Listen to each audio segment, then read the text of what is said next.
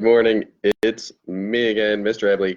And one thing we're going to be doing is reading every day on Facebook Live. And so today we're going to be reading Among the Hidden by Margaret Peterson Haddix. It is one of the That Book books. Let's say that three times fast. It's a book I've read a couple times and have enjoyed. And there's actually a series of 7 books. This is the first of the series. So today we're just going to read chapters 1 and 2. It's going to be excellent and great. So I've read this by myself. I've read it to my daughters. Now I'm going to read it to you. So here we go. I will not do any crazy voices, though. That's not what I do. All right, chapter 1. He saw the first tree shudder and fall far off in the distance. Then he heard his mother call out the kitchen window, "Luke, inside, now." He had never disobeyed the order to hide. Even as a toddler, barely able to walk in the backyard's tall grass, he had somehow understood the fear in his mother's voice. But on this day, the day they began taking the woods away, he hesitated. He took one extra breath of the fresh air, scented with clover and honeysuckle, and coming from far away, pine smoke. He let his hoe down gently and savored one last moment of feeling warm soil beneath his bare feet. He reminded himself, "I will never be allowed outside again, maybe never again as long as I live." He turned and walked into the house, as silently as a shadow. "Why?" he asked at the supper table that night. It wasn't a common question in the Garner house. There were plenty of hows. How much rain the backfield get? How's the planting going? Even what'd Matthew do with the 5/16 wrench? What's Dad going to do about the busted tire? But why wasn't considered much worth asking. Luke asked again, "Why'd you have to sell the woods?" Luke's dad harumphed and paused in the midst of shoveling forkfuls of boiled potatoes into his mouth. "Told you before, we didn't have a choice. Government wanted it. You can't tell the government no," Dad said. Mother came over and gave Luke's shoulder a reassuring squeeze before turning back to the stove. They had defied the government once, with Luke. That had taken all the defiance they had in them, maybe more. "We wouldn't have sold the woods if we hadn't had to," she said, ladling out thick tomatoey soup. "The government didn't ask us if we wanted houses there." She pursed her lips as she slid the bowls of soup onto the table. "But the government's not going to live in the houses," Luke protested. At 12 he knew better, but sometimes still pictured the government as a very big, mean, fat person, 2 or 3 times as tall as an ordinary man, who went around yelling at people, "Not allowed," and "Stop that." It was because of the way his parents and older brothers talked. "Government won't let us plant corn there again. Government's keeping the prices down. Government's not going to like this crop." "Probably some of the people who live in the houses will be government workers," Mother said. "It'll all be city people." If he had been allowed, Luke would have gone over to the kitchen window and peered out at the woods, trying for the umpteenth time to picture rows and rows of houses where the firs and maples and oaks now stood, or had stood. Luke knew from a sneak peek right before supper that half the trees were now toppled. Some already lay on the ground. Some hung at weird angles from their former lofty positions in the sky. Their absence made everything look different, like a fresh haircut exposing a band of untanned skin on a forehead. Even from deep inside the kitchen, Luke could tell the trees were missing because everything was brighter, more open, scarier. "And then, when those people move in, I have to stay away from the windows?" Luke asked, though he knew the answer. The question made Dad explode. He slammed his hand down on the table. "Then, you gotta stay away now. Everybody and his brother's going to be tramping around back there to see what's going on. They see you." He waved his fork violently. Luke wasn't sure what the gesture meant, but he knew it wasn't good. No one had ever told him exactly what would happen if anyone saw him. Death? Death was what happened to the runt pigs who got stepped on by their stronger brothers and sisters. Death was a fly that stopped buzzing when the swatter hit. He had a hard time thinking about himself in connection with the smashed fly or the dead pig, gone stiff in the sun. It made his stomach feel funny, even trying. "I don't think it's fair we've got to do Luke's chores now," Luke's older brother Mark grumbled. "Can he go outside some, maybe at night?" Luke waited hopefully for the answer, but Dad had just said, "No," without looking up. "It's not fair," Mark said again. Mark was the second son. The lucky second, Luke thought when he was feeling sorry for himself. Mark was 2 years older than Luke and barely a year younger than Matthew, the oldest. Matthew and Mark were easily recognizable as brothers, with their dark hair and chiseled faces. Luke was fairer, smaller boned, softer looking. He often wondered if he'd ever look tougher like them. Somehow, he didn't think so. "Luke don't do nothin' nohow," Matthew jeered. "We won't miss his work at all." It's not my fault, Luke protested. I'd help more if. Mother laid her hands on his shoulders again. Hush, all of you, she said.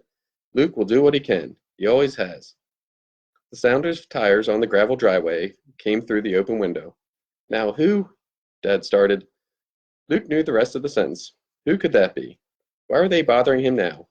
His first chance all day to sit down was a question Luke always heard the end of from the other side of a door. Today, skittish because of the woods coming down, he scrambled up faster than usual, dashing for the door to the back stairs.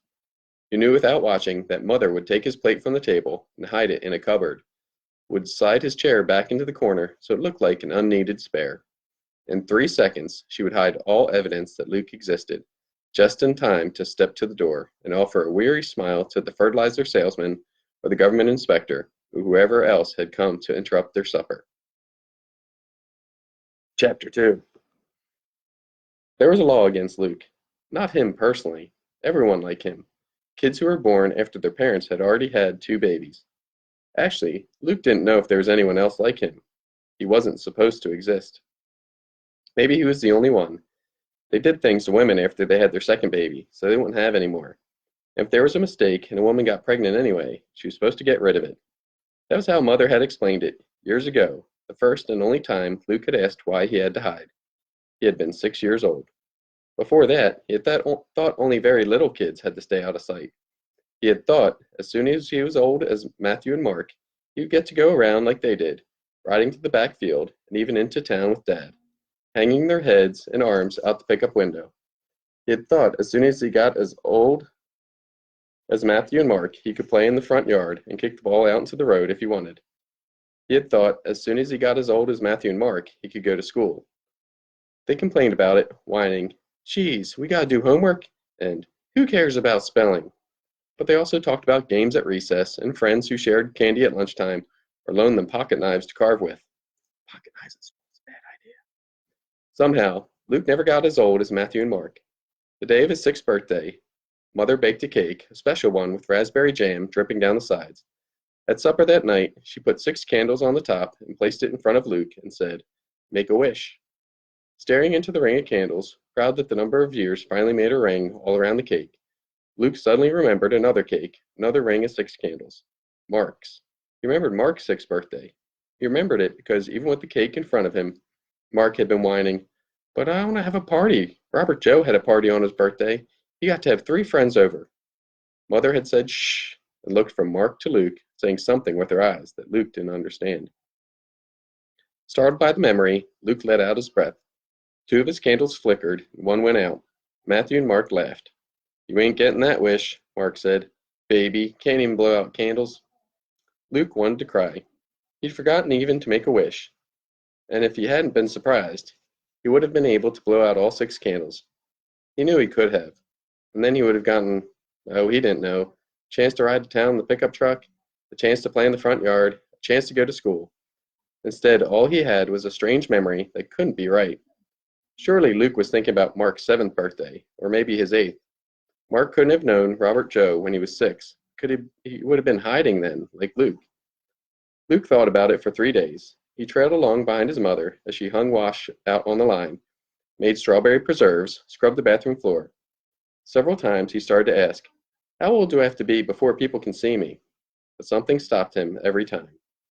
Finally, on the 4th day, after Dad, Matthew, and Mark scraped back their chairs from the breakfast table and headed out to the barn, Luke crouched by the kitchen side window, one he wasn't supposed to look out because people driving by might catch a glimpse of his face.